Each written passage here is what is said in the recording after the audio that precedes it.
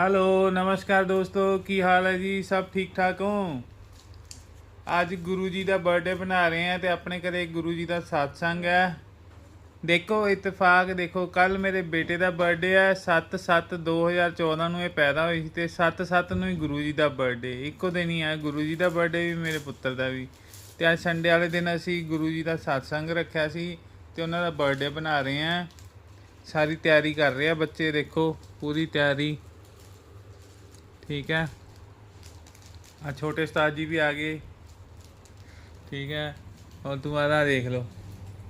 Hello पुकी, की करदा है तू? अजे भी निप्पल आ देख लो, आ भी खुश है पूरा।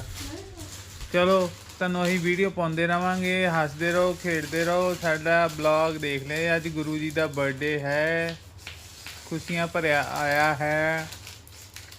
जय गुरु जी, शुक्राना गुरु जी, अनंतम अनंतम शुक्राना गुरु जी, कोटि कोटि नमन जी।